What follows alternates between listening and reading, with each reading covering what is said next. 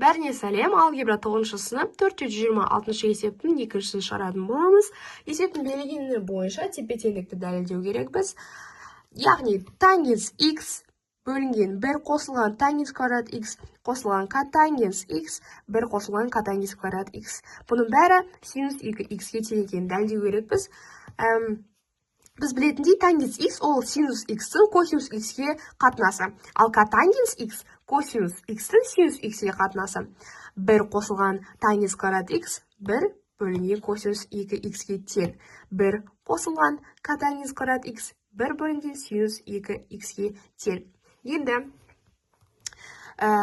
бөлшек болғандықтан бөлу амалын орындаймыз.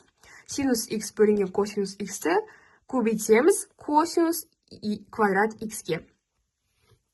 Яғни біз білеміз, бөлу амалы орындағанда көбейтіліп, бөлшек аударылып көбейтіледі. Енді қысқаратын заттарды қысқардық, яғни косинус x-ті косинус квадрат x-пен қысқарттық, ал синус x-ті синус квадрат x-пен қысқарттық. Енді бізде қалатын зат ол синус x көбейтілген косинус x-ге және косинус x көбейтілген синус x-ге. Бұның бәрі синус 2x-ге тең.